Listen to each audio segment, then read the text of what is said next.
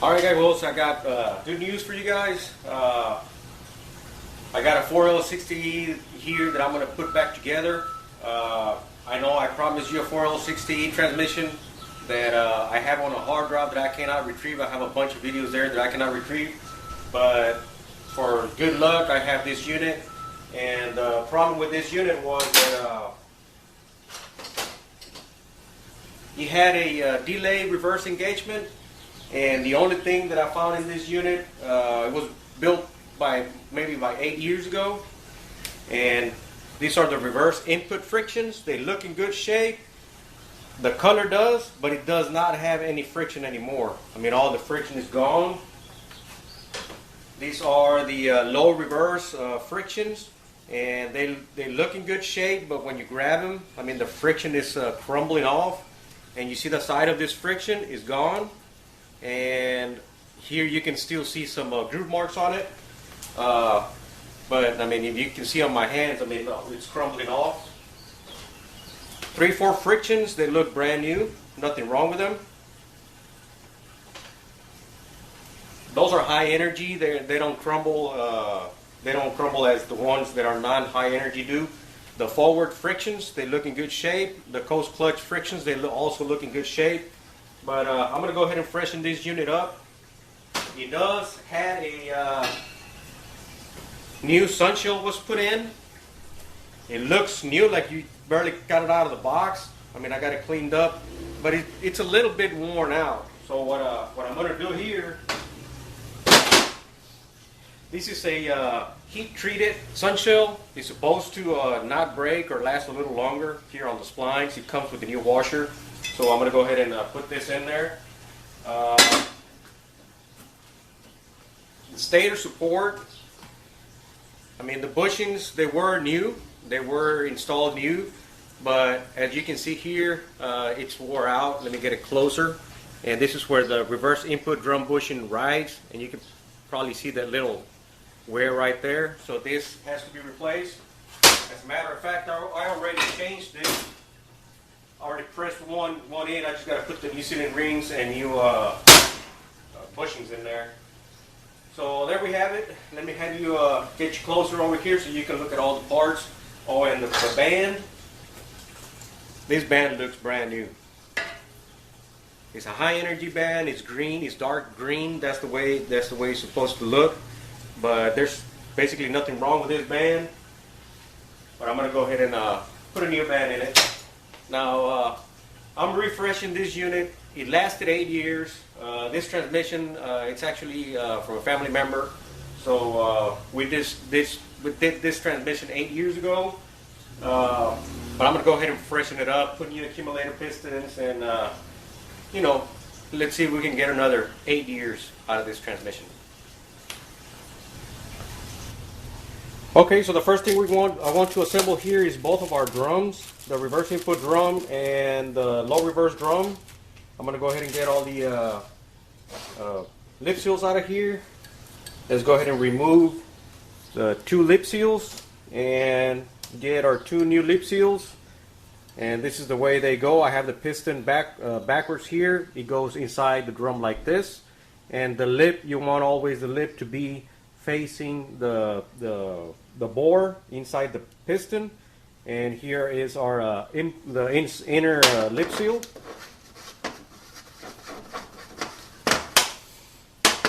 Okay, so now what we want to do, we want to lubricate the inner of the drum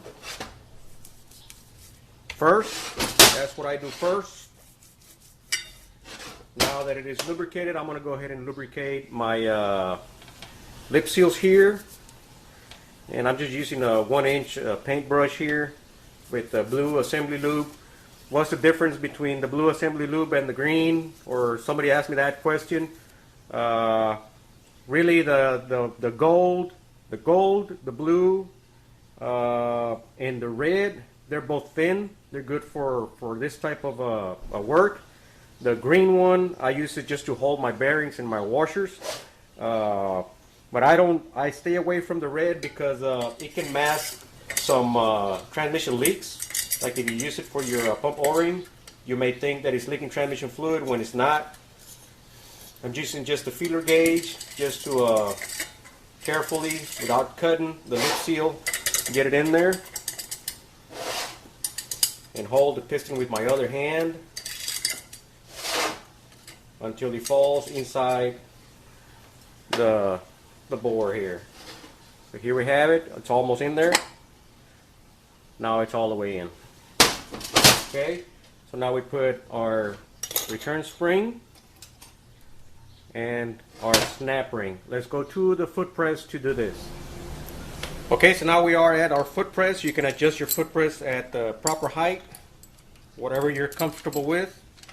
That's plenty room for me. So let's go ahead and just compress that return spring. And I use one end first and then clip the other end. So there we have it. It's almost all the way in there. There we go. That's our snap ring. Now I got to change those two bushings. Okay, overview of the transmission here. Here's all laid out on the bench. This is our low reverse piston. And this is our low reverse return spring. We have a 2-4 servo assembly here. The top part is for second, and the one inside the cover, that's the fourth servo, apply servo. We have the rear planetary gear assembly here with the rear planetary ring gear. And here is our rear planetary sun gear. This is the old shell that came out of it. We're going to put it to the side. We're not using that one. And this is the new hardened sun shell, heat treated. This is our reverse input drum. You look at the bushings, they look new. But if you saw the Stator the way I showed you, this is the bushing that actually wore the Stator out. So we're going to replace these two bushings, and you can see right here where the band rides. We're just going to put a little bit of sandpaper to get the crystallized metal, get rid of that. This is our reversed input drum piston. Here is our third apply piston. Here is our coast clutch piston. This is our forward clutch piston, and the coast clutch goes in here, and this goes all the way in the bottom of the drum. This is the apply for the 3/4 frictions. This actually goes here. And then we have the forward piston going to the forward piston housing, and then the forward piston is actually the housing for the coast clutch. And here's our return spring. Here's our output shaft. Here's our front planetary gear assembly with our ring gear. And here's our front planetary gear sun gear. These are the reverse input steels. Here's our pump body.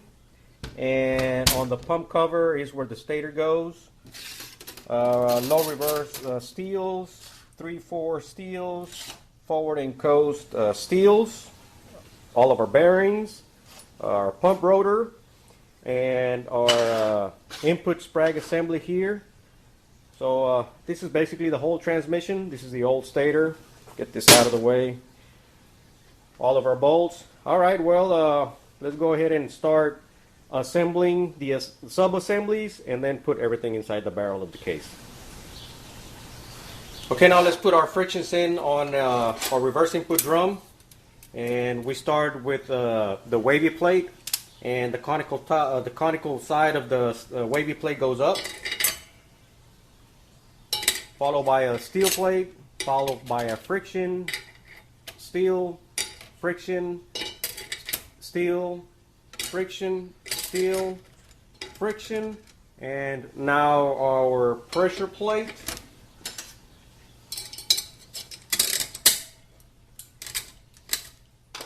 Then our snap ring. Now, if you notice here, our clearance here is just right below, let me get the flashlight a little bit farther away, right below the snap ring groove area. Okay, And to me that's perfect. You don't have to really check the clearance there. Let's look at our paperwork that came in our kit and see if we can find something here for our clearances.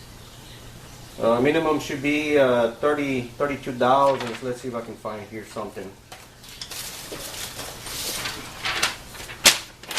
Okay, there's nothing here.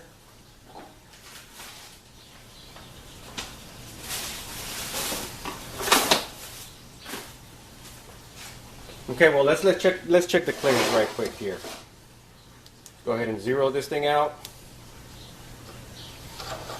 I'll put the clearances in the comment section.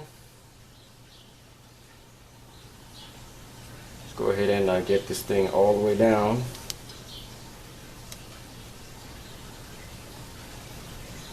Okay. Let's tighten this up.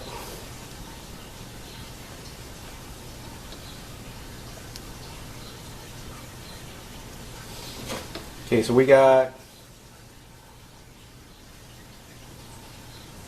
so zero it. We are at 0 until we have a little bit of reading.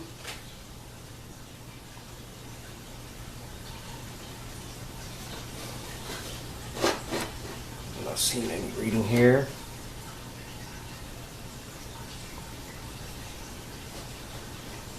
Okay, here we are. Now let's go ahead and zero it right there. 31 thousand, 32 thousandths, all the way to 43 thousandths. That's perfect. Let me see if this thing, oh, here we go. We were caught up on the snap ring here. Go ahead and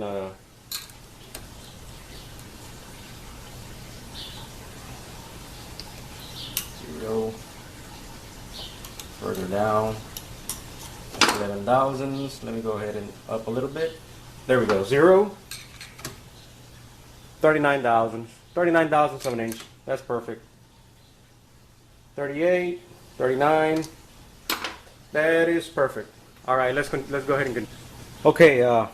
Sorry for the other clip. I know you couldn't see the numbers there, but minimum should be 40 thousandths. Should be 40 to 76 thousandths. But these are brand new frictions, and everything is like supposed to be like from factory here.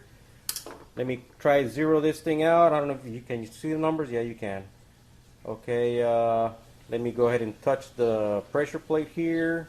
Okay, we got 6. Let me go ahead and back this thing out. 2. There we go. We are at 0. I'm going to go ahead and lift on the frictions. We got 41 thousandths. Do that one more time. 44. 44. Minimum is 40 thousandths. 40 to 76 thousandths. I think 76 is way too much. 44 and a half. All right, so now you can see the numbers on the camera, and I apologize for the other clip that you can see the numbers. It was too far away and the angle was not right. So there we have it. Now I gotta change these bushings and sand our surface here, our band surface.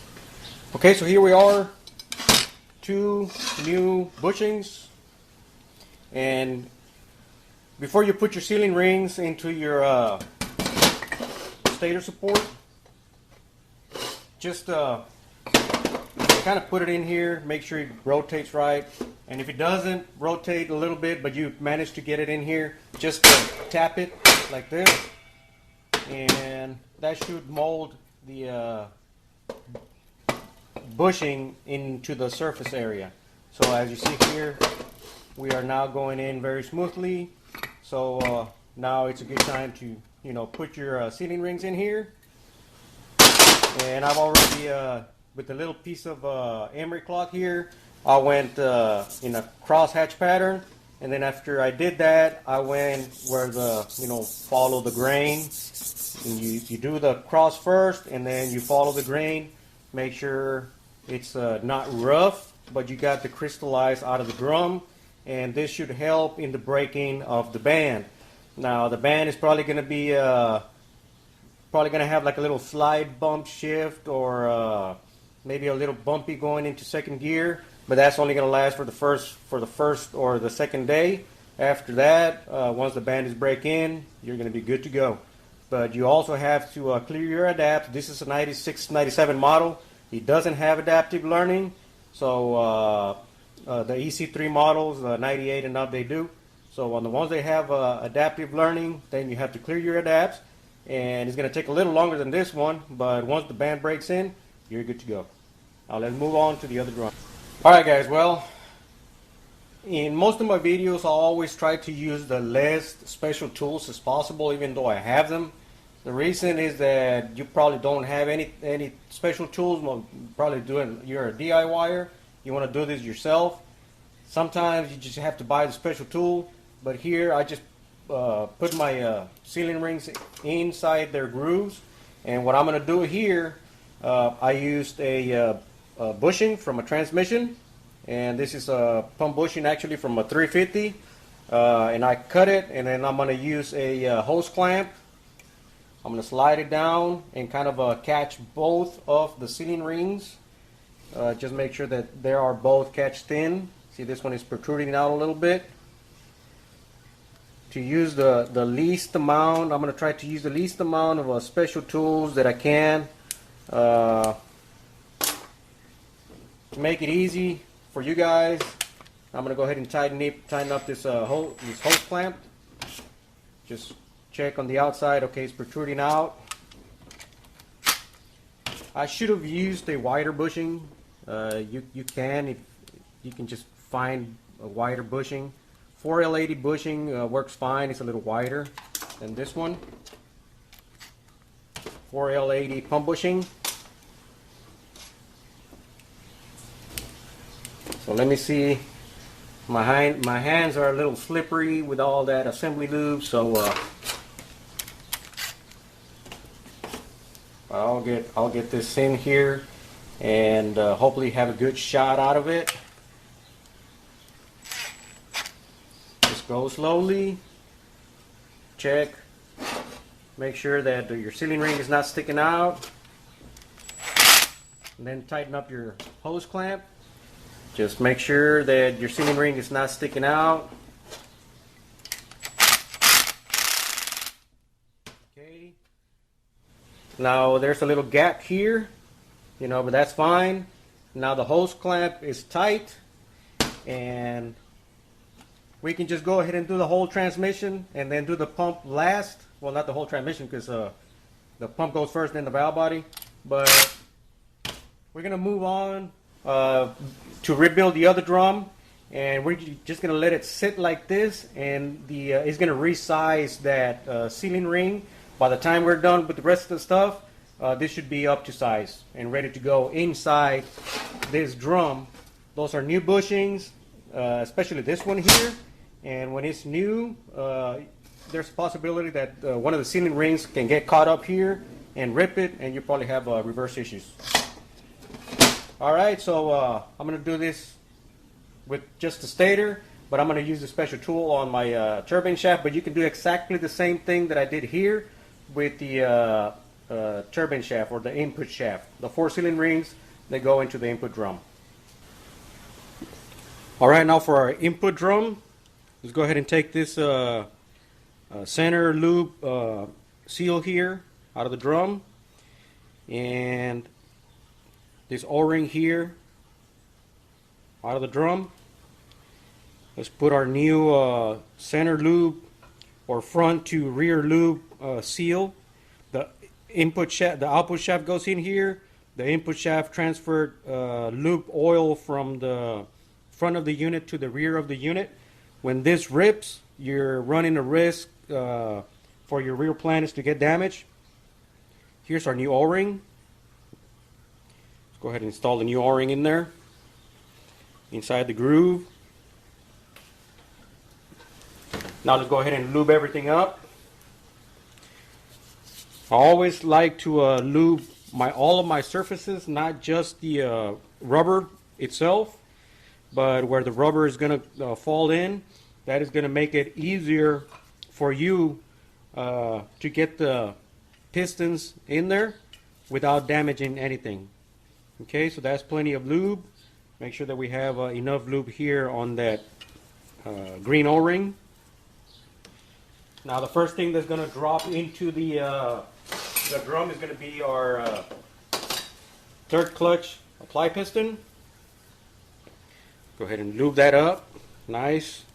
Lubed up. Real good. So you want to lube up the lips, and the lip faces down. Now this part is going to go next. I'm going to go ahead and lube up the inner. This is where the green O-ring is going to seal. Now the outer, this is where the inner lip seal for the third clutch piston seals. And this is where our forward piston goes in.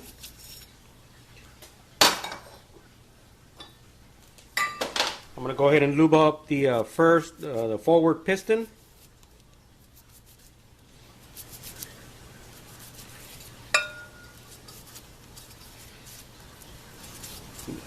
You got to lube up the lips real good.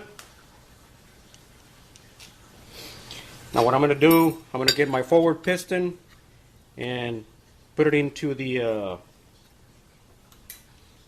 forward piston housing. I'm just going to use my pick here instead of a feeler gauge. And I know this is kind of a little hard right here in this position here. It's easier when you have it resting on the bench. Okay. Now it went all the way in. Now we're going to lube the surface where the coast clutch piston is going to slide in. Now I'm going to put my forward clutch piston housing with my forward clutch piston in the cage here. Now I'm going to carefully slide it down and kind of hold it to the side a little bit. Get my feeler gauge here tool and get the work. You're going to work the inner lip seal of the piston. Kind of push down a little bit. It's not there yet. Kind of work it a little bit more, and I'm holding the whole assembly with my left hand. I don't want that thing to fall in there. You can do it sideways if you want, you know, but for the purpose of this video, I'm going to do it this way so I don't have to be moving the camera all over the place. It's going to fall here in a minute.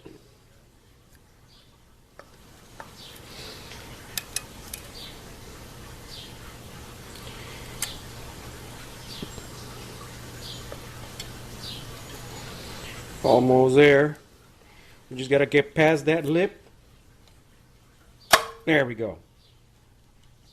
Now that it's in there, that's why you want to lubricate it. Put a lot of lube in it. You want to skip that test. You don't want to save lube because it's expensive or whatever, what have you. It's not expensive. It's like $15 a one of those little buckets. And don't use bearing grease, otherwise you're going to clog your filter. Don't use any grease. Use assembly lube for transmission.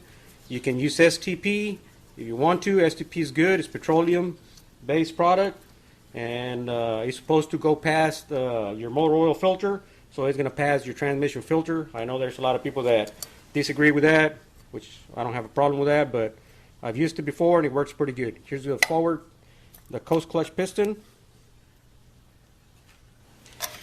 Our return spring. Now I'm going to put everything back on the my foot press so I can compress this return spring and put our snap ring in there. Okay, let's get it centered down here. Oh, sorry about that. It's going to be a little tricky with the camera here in the way.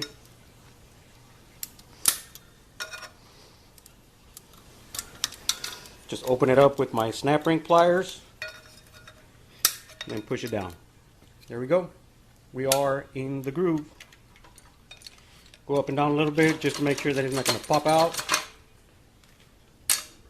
There we have it. Now I'll go ahead and take this away from here and drop our frictions in there. Okay, before we drop our frictions, we're going to go ahead and assemble our input sprag assembly. And here's our input sprag, the inner race and the outer race. And the way I do it, I just get one of these in here first, make sure it's in there. Then I get my outer race. I get my sprag assembly here. I get my inner race like this, and then I turn counterclockwise with my left hand and clockwise with my right. Push the sprag in. Put the other cover back on. Coast clutch hub assembly. And the snap ring. Here we go. I hold the inner, hold it, and the outer should turn clockwise and lock counterclockwise. That's why it's called a one-way sprag. It turns in free one way and it locks the opposite direction. Now I don't want to flip it around and then try to confuse you because it's going to turn the other way. So what I'm doing here, hold the inner, clockwise rotation, lock counterclockwise, and rotate clockwise. Okay, now let's go ahead and put our coast clutch frictions, our forward clutch frictions with our input sprag assembly in here. And the first thing we're going to do, we're going to drop a bearing in here. This bearing here has these little tabs, they face down. Don't forget your seal. We're going to start with one steel, one coast clutch friction, one steel, another coast clutch friction, the pressure plate. Now here is the forward wavy plate. It's a wavy steel plate followed by a regular flat steel plate. I'm going to go ahead and drop my sprag assembly there, engage it to my coast clutch frictions. Now I'm going to go ahead and drop my forward frictions in here. And if you see the direction that I'm putting the tabs, this open goes to the big wide space here, and then the two that hold, the two lugs go in between those.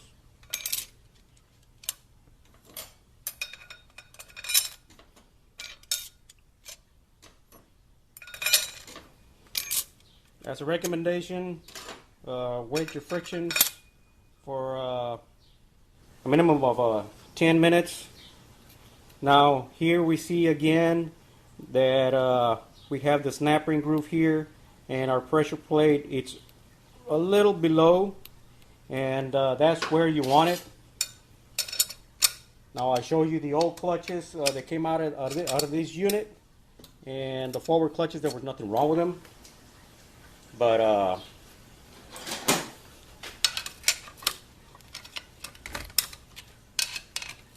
here we are. Let's get this snap ring inside, get a screwdriver.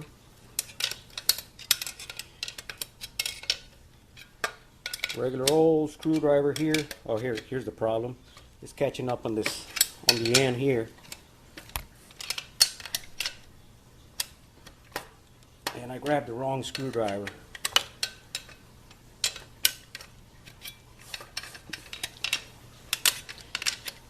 Kind of get a screwdriver that fits into the, here we go. That'll do. Now we're going to get our 3/4 frictions. Unfortunately, on this model, it did not have the booster springs. And whenever you're going to go tight on your clearances on the 3/4, just make sure that your booster springs are there. Alright, let's go ahead and get our 3/4 frictions. We get our backing plate. Make sure it's all the way down into the into where it sits right there.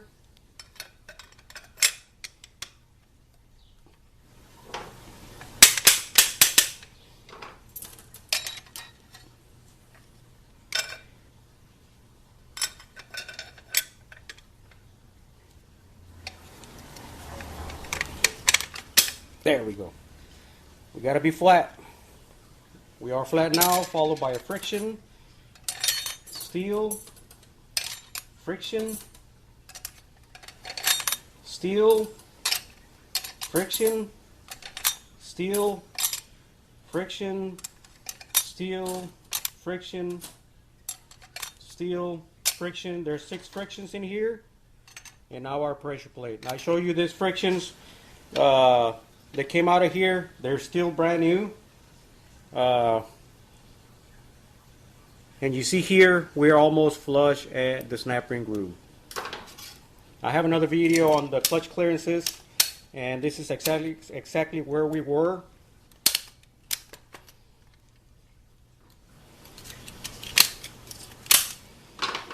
There we go. See how they spin freely? I would have loved to have the booster springs on this unit, but unfortunately they were not on this unit. Which is fine. I mean, nothing happens with the frictions, but I would highly recommend that you reuse the booster springs that go here. A lot of people just throw them away. Actually, most builders do, but I recommend that you just reuse them. So there we have it. Everything is already stacked inside this drum. Let's go ahead and change the sealing rings from the turbine shaft and start putting everything inside the barrel of the case. Okay, so here is our special expander and our resizer that we're going to use here. And the first thing we need to do is remove the old sealing rings. Just get my pick on it and just break them.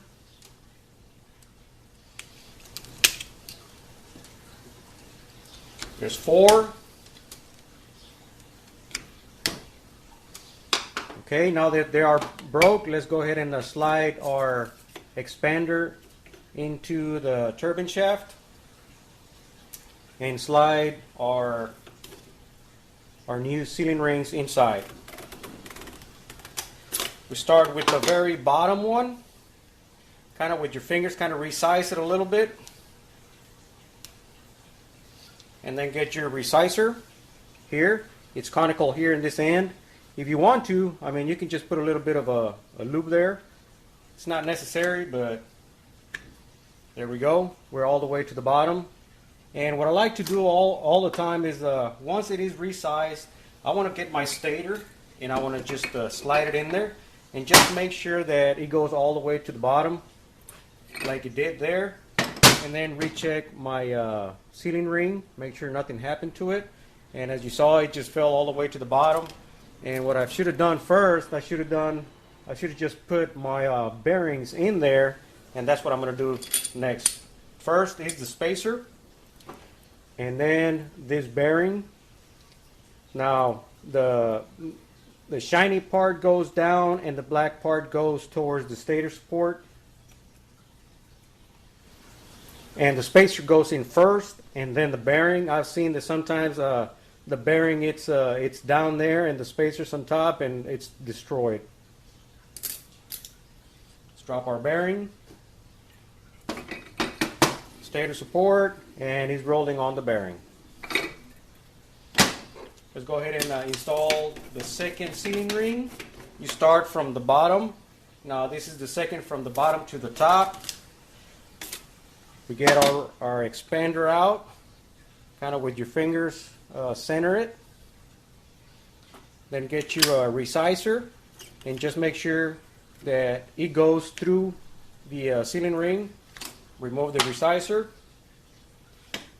get your stator support one more time and just make sure it's up to size.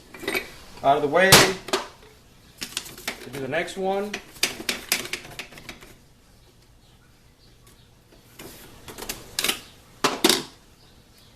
Resize it. Get your resizer. Make sure that you don't bite the sealing ring. Get your stator.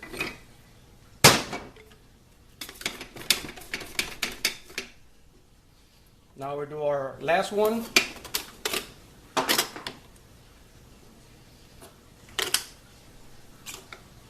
See how that one, it's a little bit out of the groove. You got to be careful with that. You got to be able to feel it That's why you resize it with your fingers first. Make sure that the sealing ring, it's inside the groove. Now it is. Go all the way to the bottom. Test it with your Stator support.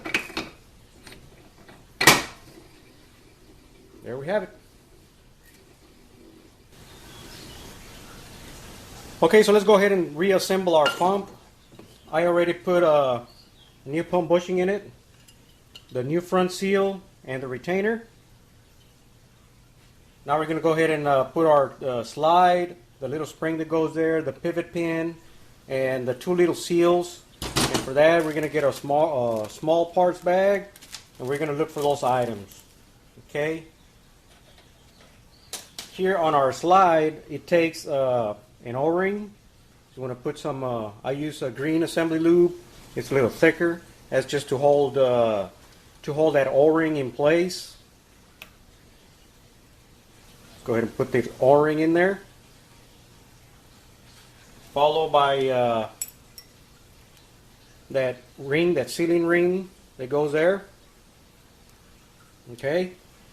We'll set this to the side. Now, in this pocket here,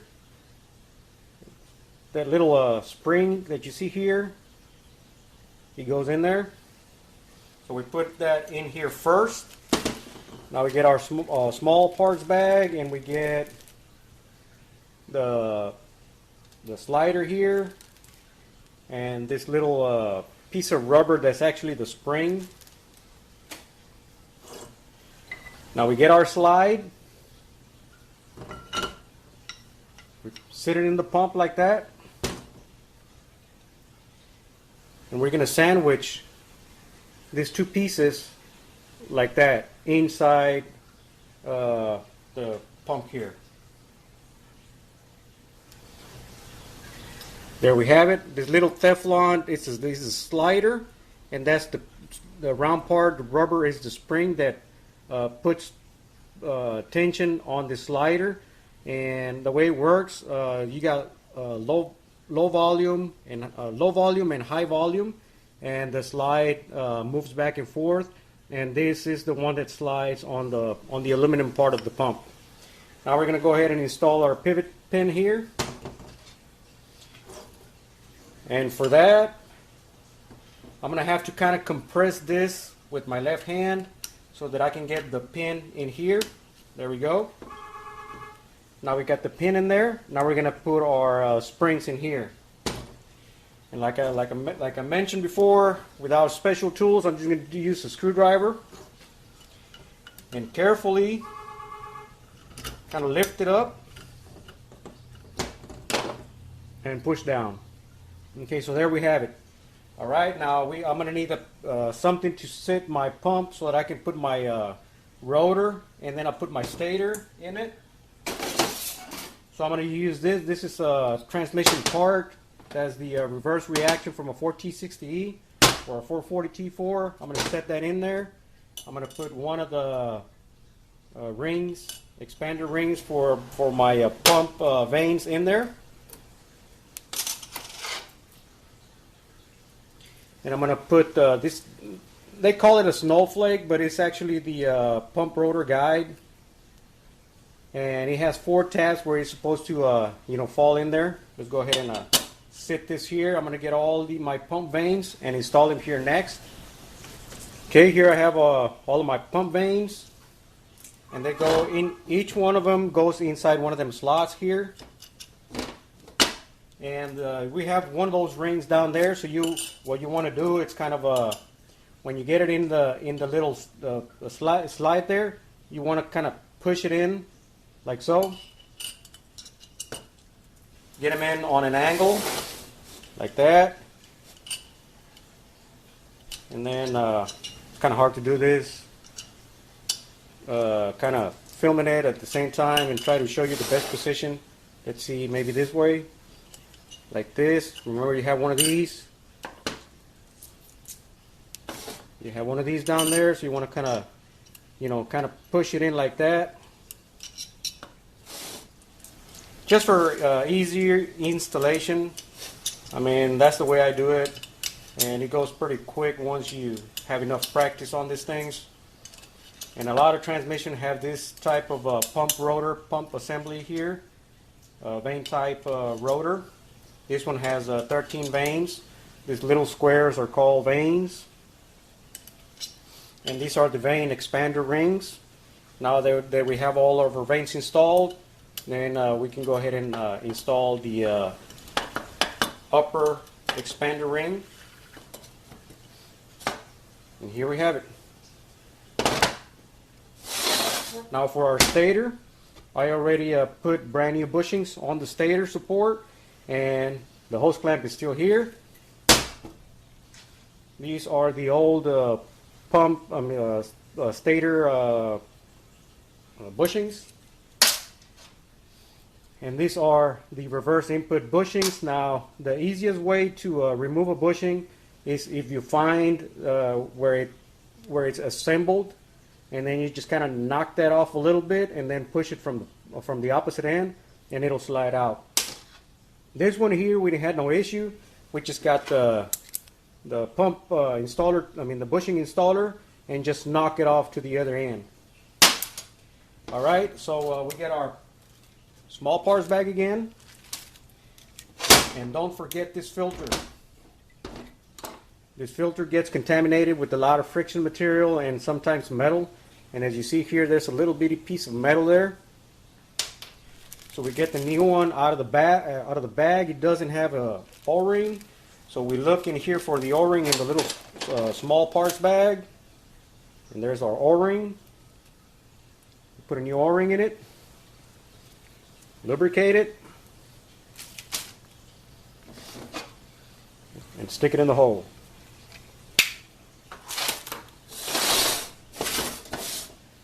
Now let's go ahead and assemble our pump here.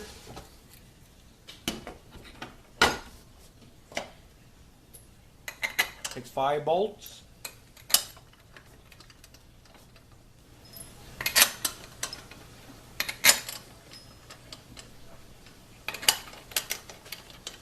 Now you can get a regular hose clamp, but this is the to kind of like center it, to align it, pump alignment tool. Slide this back under there on both halves. Let's see what's going on here. All right. Now you get it in between both halves. So here is the half here. You get it in between both halves. Right there. Just tighten it up and it'll center everything up. If you don't have one of these, just go to your hardware store and buy one of these. That's just a hose clamp. I use these for like E4ODs and 4L80s. So what I'm saying here, I know there's special tools or whatever, what have you, but you don't necessarily need to buy this special tool. You can just use a hose clamp, just like I did with the sealing ring. Now you want to make sure that your holes are aligned, so just check them all. This is 2 pieces of the pump.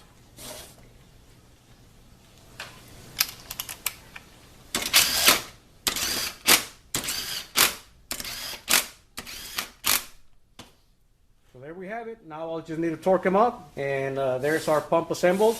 And don't remove this until you're getting ready to install it inside the barrel of the case. Now let's get the drums ready to be dropped in. I'm going to go ahead and lube this thing up, the bushings. Make sure it's nice lubed up. Input shaft sealing rings.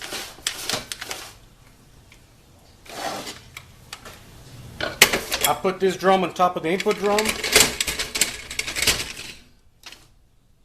And for me, this is easier just to grab it and put it inside the barrel of the case than to put in this drum and then try to wiggle this drum. And some people try to put the band in first. I put the band in last. Okay, the first thing that we want to do is we want to lubricate the inside of the case. We have 3 square cut rings, or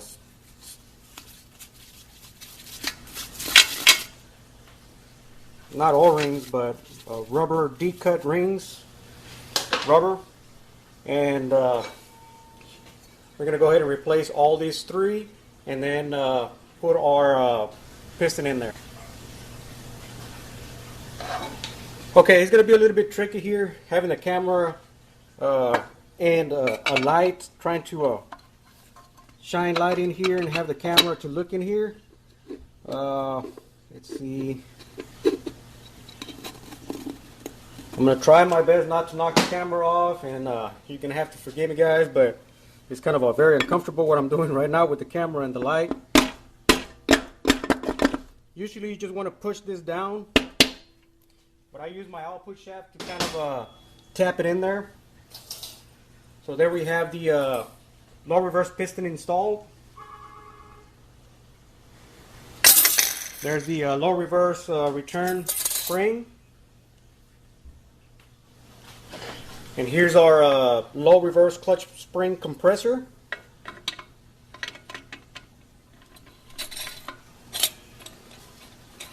Going to compress the return spring. Just ignore the alarm and just pay attention over here. I'm going to use a long screwdriver to reach down in there. This is going to be a little difficult. For the reason that the camera and drop light is right next to me. But we do the same thing here as we did on the other snap ring. We get one end latched in, and then the other one is almost latched. There we go. I thought it was going to be more difficult than that, but there we have it. It's in there. Alright. So I hope that where the angle of the camera is, you're kind of seeing what's going on in here. Now the next piece that's going in is the ring gear. We're going to take a bearing. There we have it, bearing. Drop it in there.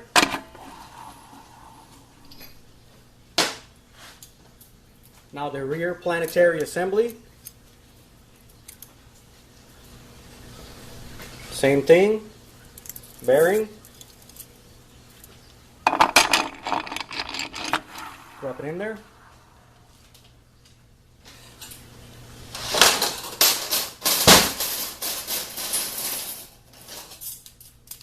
Five low reverse frictions. We are going to start with the wavy plate first. There's a wavy, steel, friction, steel, friction, steel, friction, steel, friction, one more steel, and one more friction. Now the next thing is going to be this right here. This is our anti-clunk spring. I'm going to go ahead and put this right here. This is where it belongs.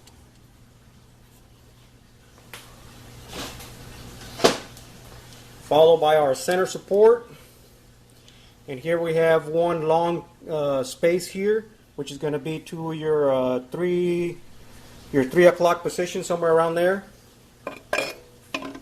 Just drop it in there, and it has to pass that anti-clunk spring. It is becoming a little difficult for me to push it with the camera there on that angle. Go ahead and just tap it smartly with the back of my hammer.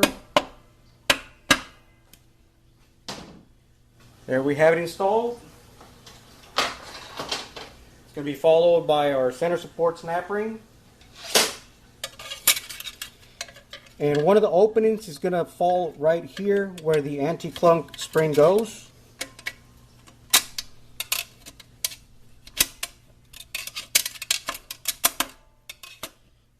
See how it is on top of the anti-clunk spring? You don't want that. Rotate your snap ring a little bit. There it went. It fell inside the groove, and you don't want the other tip of this snap ring on top of the anti-clunk spring. The reason why is that when you're coasting down, coming to a stop, that's what this does. It's like a cushion for the center support, and with a movement here, it'll pop off your snap ring off of the snap ring groove, and you will probably lose reverse, and you will probably have like a bind up as well in manual low. Now we drop our sun gear. We get our new center support washer from the sun shell. It came in with the sun shell. Our original washer, there's nothing wrong with it, but let's go ahead and put what's already came with it.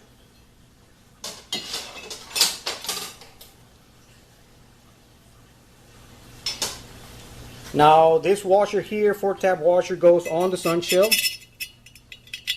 And this is a new heat treated or hardened sun shell.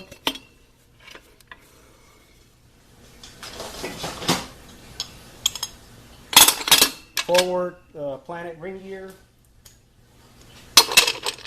Forward planet. Now this is going to be a little tricky here. I need to put the output shaft, install it.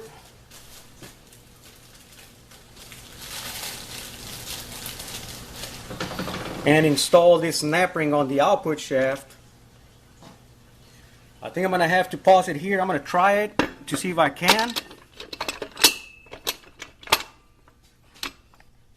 If I'm not going to be successful with this, I'm going to pause it. Okay, on the planet itself,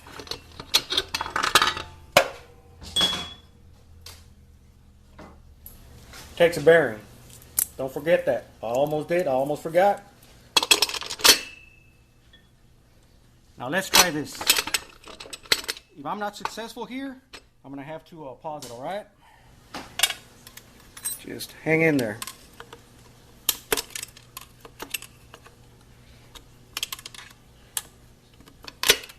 Latch one end. I'm actually using my finger to kind of hold the snap ring. There we go. We have success. Forward planet sun gear.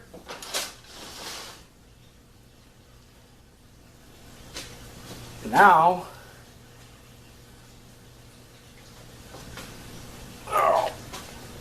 my input drum with my reverse input.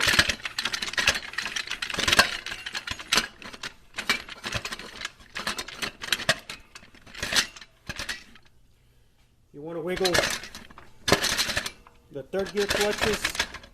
They should engage. There we go. They should engage on the forward planetary ring gear. You should have this end play here. Your input drum should be free. The reason for that, the reverse input drum sits on top of the sun shell, and this falls into the forward planetary gear. Now let's go ahead and install this band. Now, to me, it's very easy. I don't know why a lot of people put the band first and then have a lot of trouble getting it in, but this is what I do.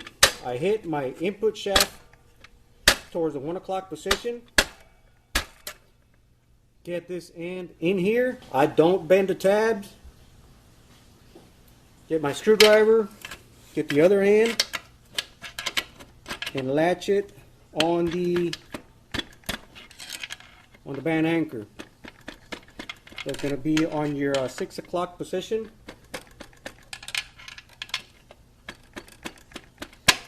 There we go. As easy as that. Now let's go ahead and lubricate the case here. Our pump is next, guys.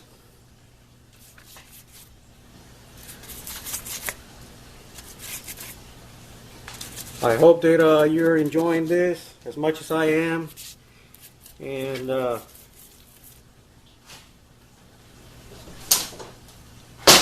now we can get, I'm not going to move the camera from there. I'm going to remove the hose clamp from my sealing rings, lubricate my sealing rings. Remember the hose clamp?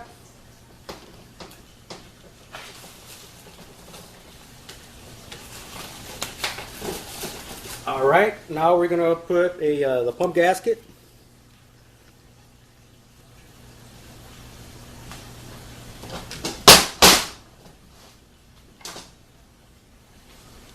And here comes the pump.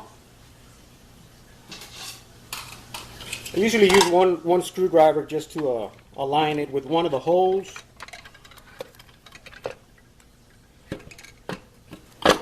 There we go. Now we just tap it slightly.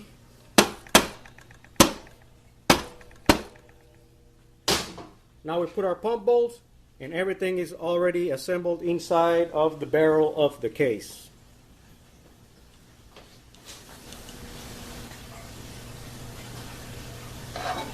Okay, it's going to be a little bit tricky here, having a camera and a light, trying to shine light in here and have the camera to look in here. Let's see. I'm going to try my best not to knock the camera off, and you're going to have to forgive me, guys, but it's kind of very uncomfortable what I'm doing right now with the camera and the light. Usually you just want to push this down, but I use my output shaft to kind of tap it in there. So there we have the low reverse piston installed. There's the low reverse return spring. And here's our low reverse clutch spring compressor.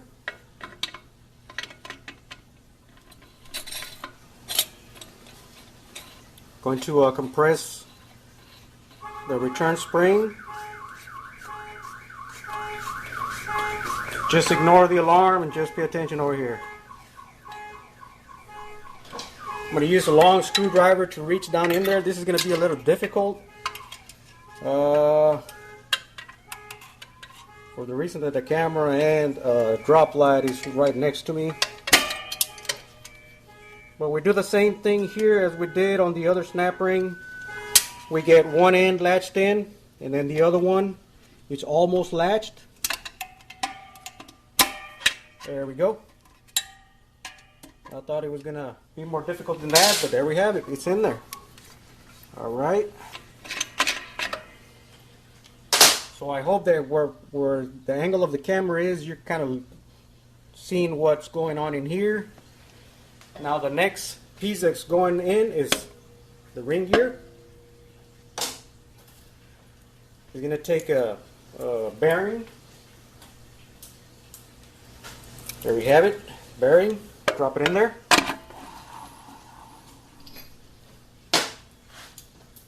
Now the rear planetary assembly.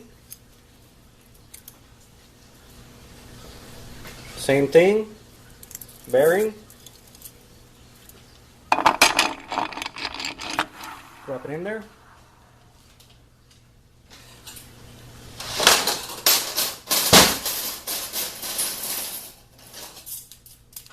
Five low reverse frictions. We are going to start with the wavy plate first. There's a wavy. Steel, friction, steel, friction, steel, friction, steel, friction, one more steel, and one more friction. Now the next thing is going to be this right here. This is our anti-clunk spring. I'm going to go ahead and put this right here. This is where it belongs.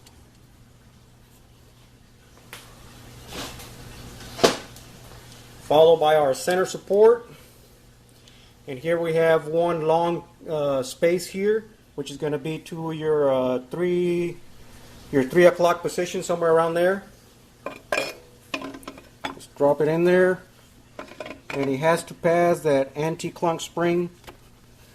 It is becoming a little difficult for me to push it with the camera there on that angle. Go ahead and just tap it smartly with the back of my hammer. There we have it installed. It's going to be followed by our center support snap ring. And one of the openings is going to fall right here where the anti-clunk spring goes.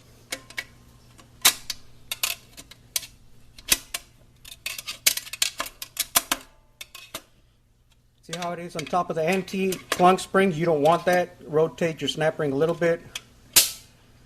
There it went. It fell inside the groove. And you don't want the other tip of this snap ring on top of the anti-clunk spring. The reason why is that when you're coasting down, coming to a stop, that's what this does. It's like a cushion for the center support.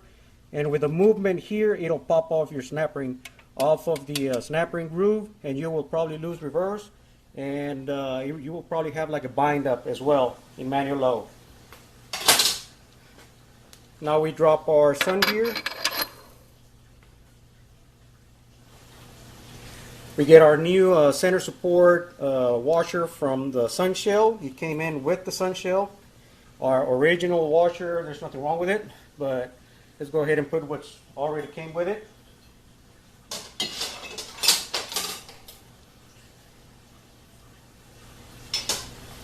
Now this washer here, 4-tab washer, goes on the sun shell.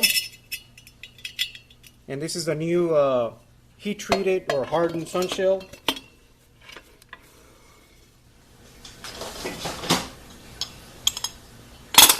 Forward planet ring gear. Forward planet. Now this is going to be a little tricky here. I need to put the output shaft, install it.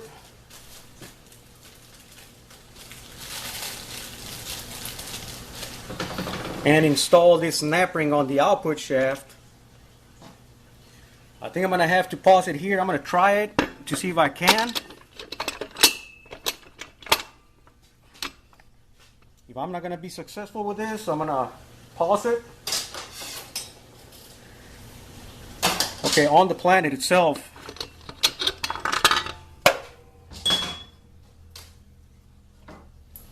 takes a bearing.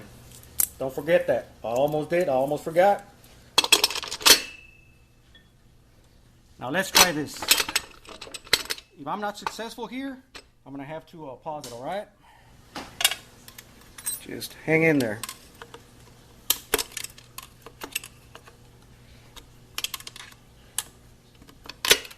Latch one end. I'm actually using my finger to kind of hold the snap ring. There we go. We have success. Forward planet sun gear.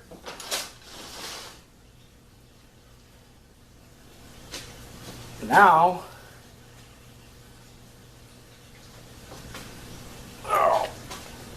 my input drum with my reverse input.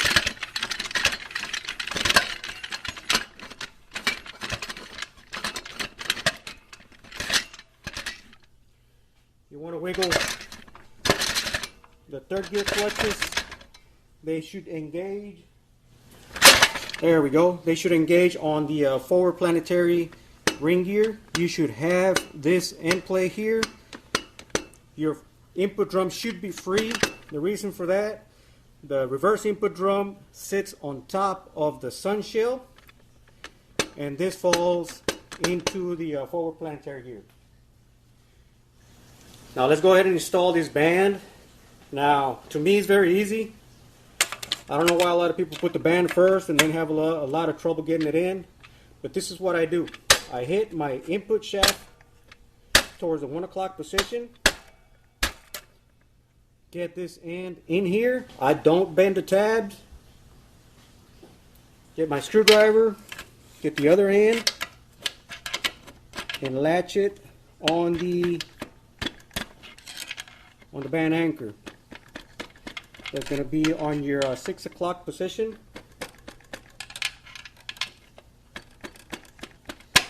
There we go. As easy as that.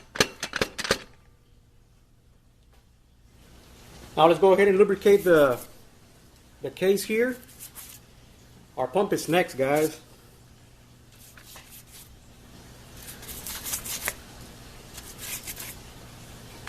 I hope that you're enjoying this as much as I am. And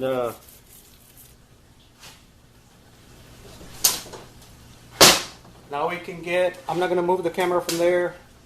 I'm going to remove the hose clamp from my sealing rings. Lubricate my sealing rings. Remember the hose clamp?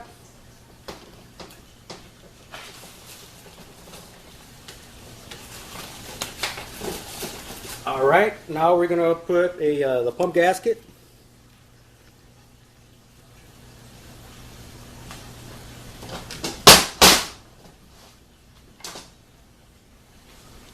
And here comes the pump. I usually use one screwdriver just to align it with one of the holes.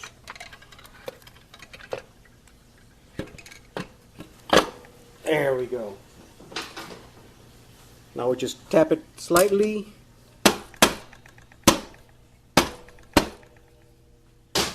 Now we put our pump bolts, and everything is already assembled inside of the barrel of the case.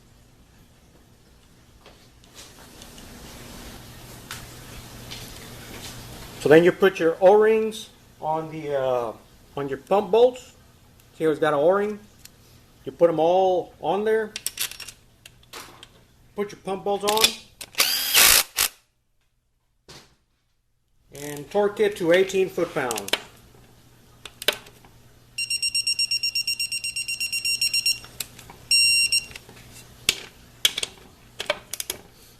It's a little bit hard to get to since this is not a detachable bell housing.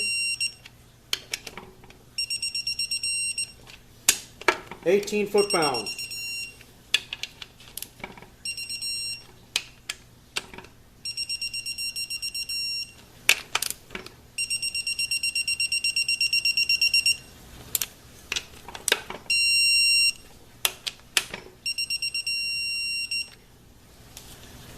There we go. I have it at 18 and a half, but 18 foot-pounds. And our turbine shaft seal.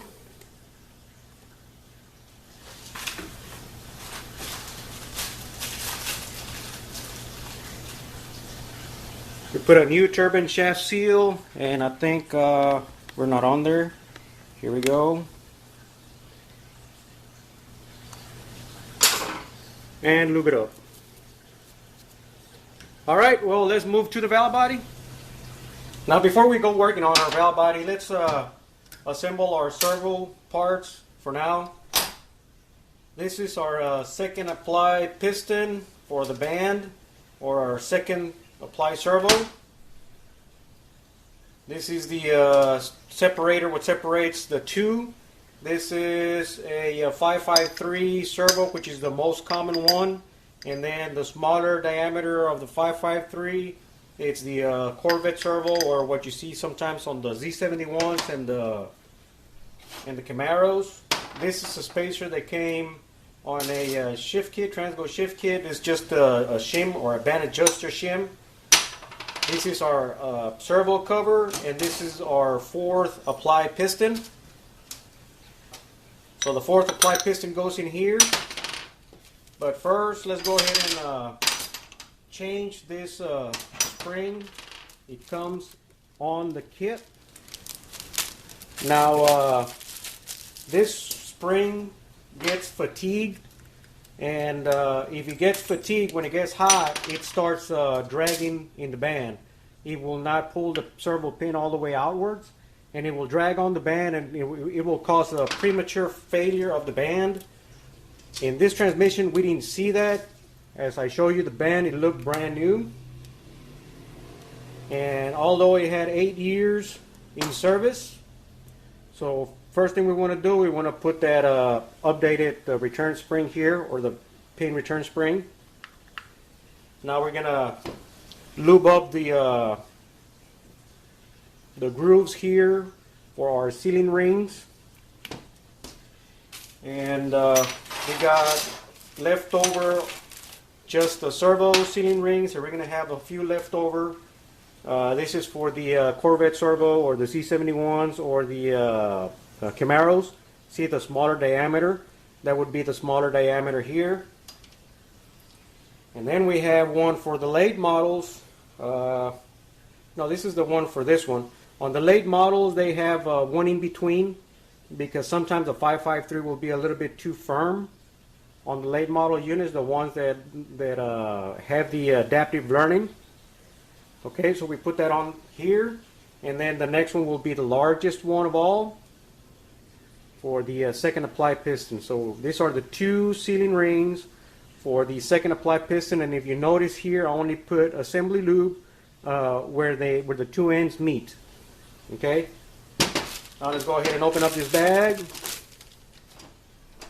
The blue one is for the end cover,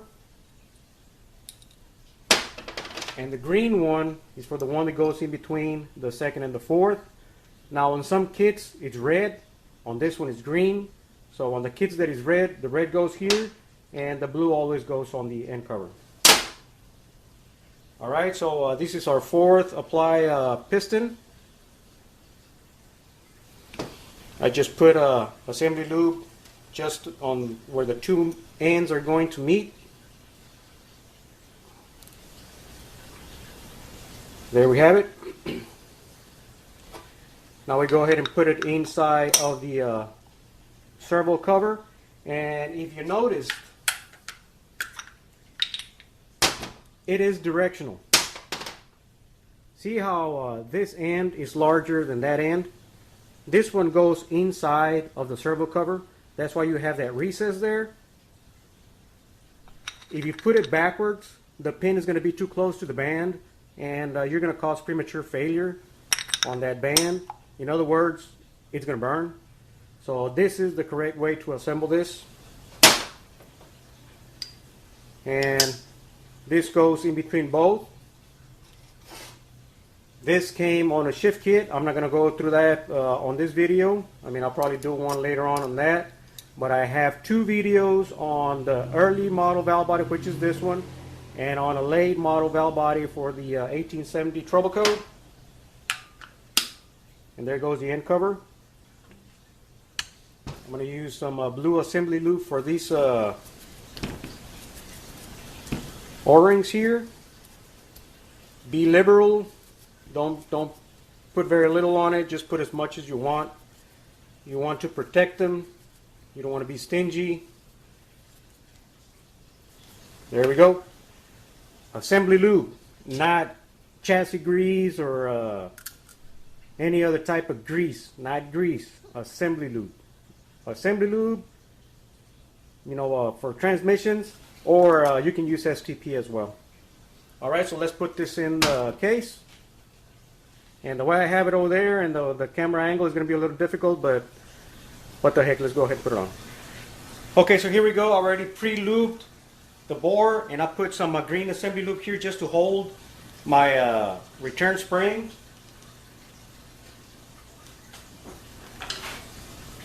I already got my snap ring here ready. And here we go. We're just going to push this thing in. Hold it with your fingers.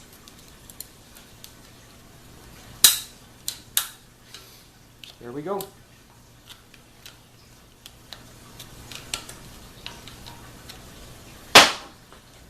So that's how you put the servo back in here. When it's on the vehicle, you put the second piston first, then the intermediate piece, and then your end cover with the piston on, because you have very little room. But when it's outside the vehicle, it's very easy. You just put the whole thing in. So there we have it. Okay, so now here we have our valve body, and we're going to move fairly quickly here. I do have two videos on the same valve body. One is an early model, one's a late model. And here we have our two shift solenoids. I have already taken them out and cleaned them up. And what I want to show you here is the O-rings. The O-rings are flat. They're not O-rings no more. If you see that, how it looks, it's flat. And they've been there for a few years now. And here's the new O-rings, the green O-rings. Where the shift solenoid are green. Put some assembly lube on the O-rings. Put them back into their bores. These are the 2 shift solenoids, and on the opposite end we have the 3-2 downshift solenoid. Take the O-rings out, remove the O-rings. The small one goes here on the close to the tip, and then he has one that is a bigger diameter. That one goes here underneath the screen. Sorry about that. So here are our 2 O-rings. Our screen, make sure that's clean. This color solenoid is the 3-2 downshift solenoid, which goes here. There is a valve with the spring. You see it kind of pushes the solenoid out. This is your 3-2 downshift. This is your torque converter clutch pulse width modulated solenoid.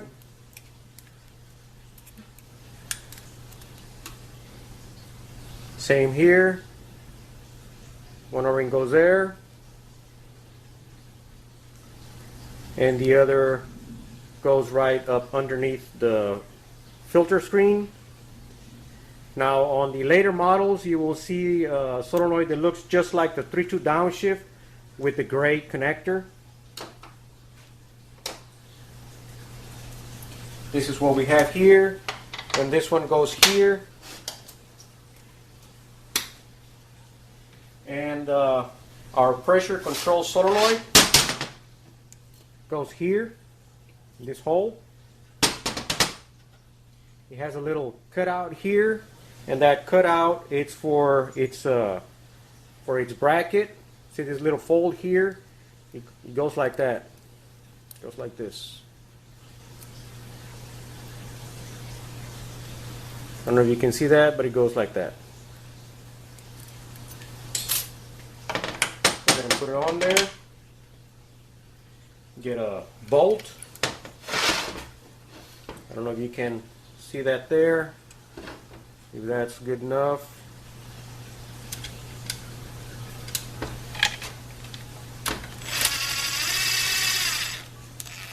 I don't know if you can see it in there.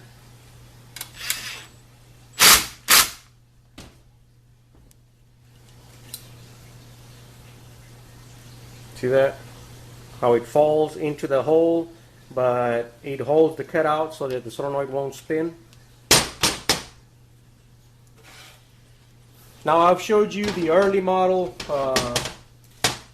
TCC isolator valve on one of the videos, and it comes in this little bag, and there's the spring. And then I showed you a late model where I just flipped the end of the valve, which is this one, and for the later EC3 isolator valve train here. Now this one here, I got a Sonex valve. I'm going to see if I can, already got it in there, I'm going to see if I can get it out. Just to show you. And it is a little different. The way it is designed. But it is actually the same thing. This is our valve. This is our bushing. This is the valve. This is actually they make this bushing so you can ream out the hole. You enlarge this hole, and this is supposed to be like a sleeve, like the part of the valve body. So the valve goes in there. This is the new Sonex valve. You actually have to ream that. And then we have the other valve in there. We have this blue spring that comes in it. And then we have the other end. Let's see if I can get it out of here so I can show you guys.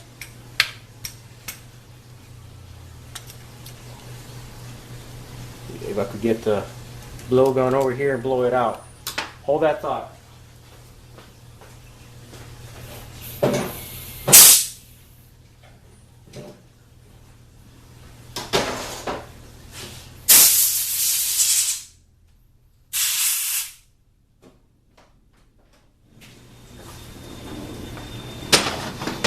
Okay, so here we have it.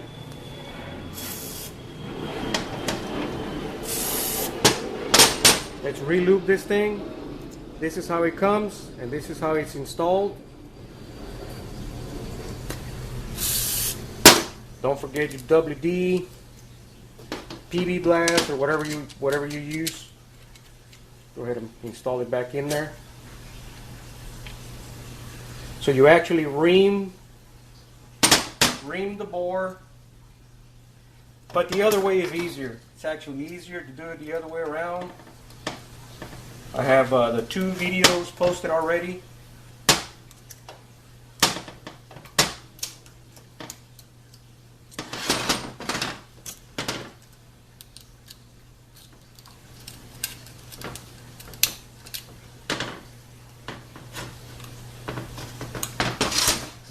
It's so much easier the other way.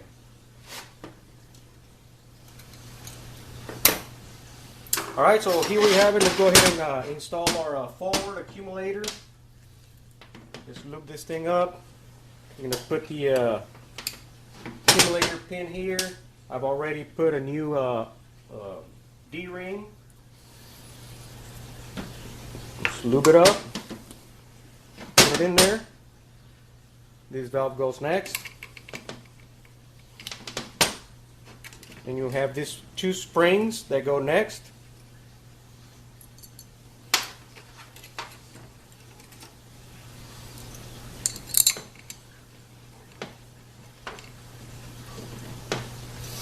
We have 3 bolts on this cover.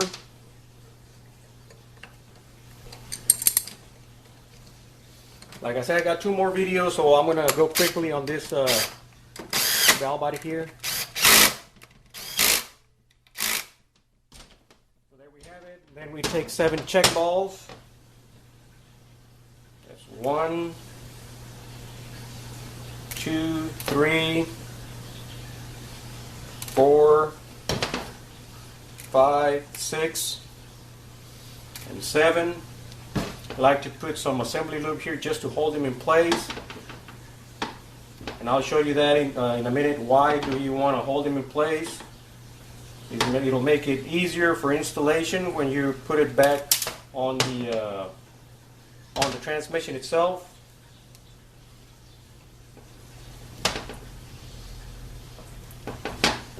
So here we have it. It's 1, 2, 3, 4, 5, 6, and 7 check balls. And our manual valve.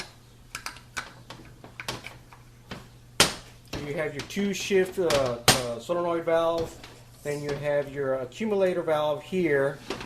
You have the actuator feed limit valve here. You have your TCC isolator valve here. Then you have your 3/4 upshift valve and some other valves here in the valve body, like this is the 3/2 downshift.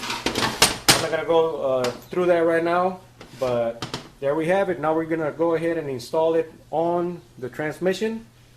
Refer to my other 2 videos on the valve bodies for further information on those things. Let's go ahead and put our 1/2 accumulator here.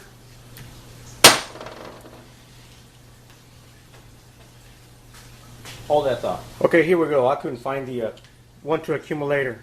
It was actually in the parts bag. It's a brand new one. We're going to put a new 1/2 accumulator. We put our new D-ring on it. And this one has 3 springs.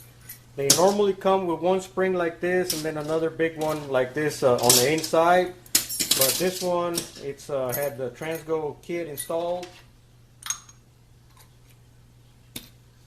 So there we have it.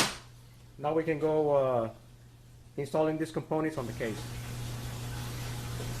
Okay, so here we are at the case. Just make sure that it's in all the way. Okay, these are the warm tracks of the case where the valve body is going to sit. Now this is the 2-3 accumulator bore. And one thing I want to mention here, I want to install a new accumulator piston, but I had a real good, nice, crisp, not hard, nice, crisp 2-3 upshift, And you already saw the condition of the 2-3 or my 3-4 frictions. They're in perfect shape after 8 years, and this is the reason why. Now, see, if some of you out there know what a B&M shift kit looks like, this is what this came out of. And when I tore this unit down, I saw this thing, and then I remember that I did this to this unit. But usually on the B&M shift kit, you have a few of these, one for the 1-2s and two for the 2-3s, and they're different sizes. So what you do, you put it on the case, but since I only had this, and I didn't have the rest of the stuff of the B&M shift kit, it does not have a B&M shift kit, just to make that clear. I went and got me this little washers here, and what you want to do, you can do this with a cooler line, with a piece of cooler line. Without the D-ring, you set your accumulator like this, facing up or backwards. This is the way it's supposed to fall in the bottom of the accumulator bore. Now on the Transgo shift kit, you put the spring in first, and then you put your accumulator like this. But I had it this way, like it shows to be on the B&M shift kit. So this is exactly what I did, and I had a real good, nice 2-3 upshift. Not hard, but a real nice 2-3 upshift. Let's go ahead and put our D-ring on this accumulator. Just to let you know what you're doing, you're blocking the accumulator. So it's actually being blocked for movement. It's not going to move at all. And he's right under flush, so he's going to move just a little bit under flush. Okay, so now our next step is putting our torque converter clutch solenoid. That's our on-off solenoid. Our wiring harness. Our 2 little bolts that hold our lockup solenoid.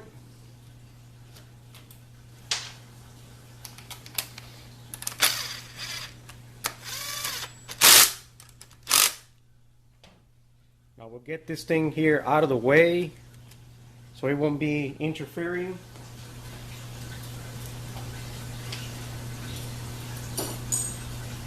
Now we get one check ball and we put it here. One check ball in the case here. The case gasket will have a C. If you see that, a C right there, a letter C. Case gasket. Now on the 2000 and up, it's a CA, so the valve body gaskets are different, so make sure that you know which model you're working on. I'm working on a 96, 97, actually the valve body is a 97 model. And I'll show you right quick where the year model is at. It's right here. Let me see where I am at. Right there. Here's the pressure control solenoid, and there's the year model, 97. You notice he had molded pistons. 97 and up, that's when they came up with the molded pistons on the input drum. So we put our spacer plate. We get our has a V for valve body and a C for the case. I'm gonna tell you, man, I love these little pins. This came out of a E4OD. Those are the guide bolts for the E4OD valve body. These are what they call the Z bolts. They're smaller holes. This is actually a slot, and this is a smaller hole that will align your spacer plate. This bracket here, it must be tight. If you don't tighten this little bracket here, or if it's missing, you're not going to have any reverse. So just be careful there. It needs to be there.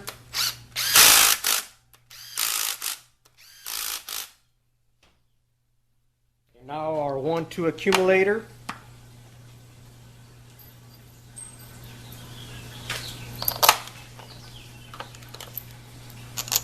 Has 3 bolts.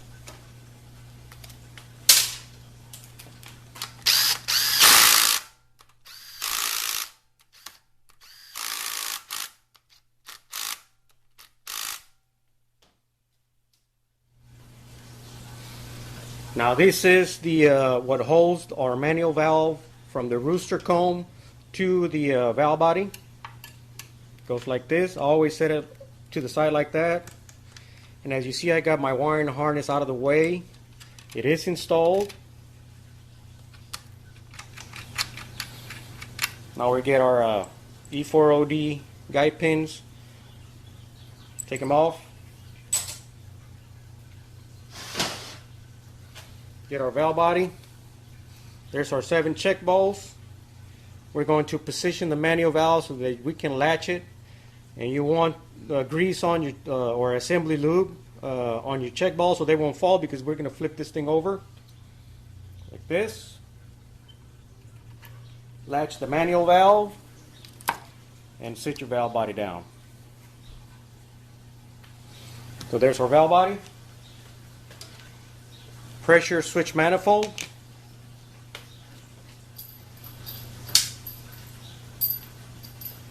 We want to tighten up the Z bolts first. Remember, this one is a Z bolt, and this is another Z bolt where I had my E4OD pins. Just make sure they're on there. And just because this is a Z bolt, I'm going to go ahead and put all of our pressure switch manifold bolts. It takes 3 long ones, 2 small ones. Our manual valve is latched. Here's a little rod. You can probably can't see that. Now we can tighten up these 2 bolts. I'm just going to go ahead and get this down a little bit.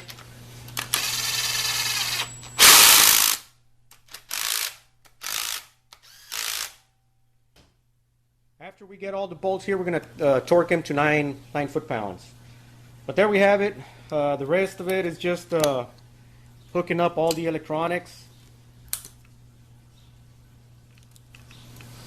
3-2 downshift solenoid, torque converter clutch, PWM solenoid, pressure switch manifold assembly, the pressure control solenoid assemblies down here, this one here.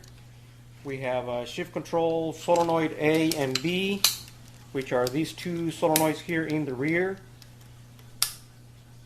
So this is how it goes. The rest of it is just put the rest of the valve body bolts on there.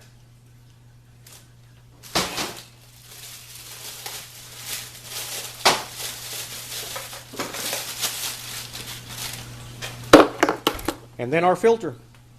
And then our pan, extension housing, and we're done.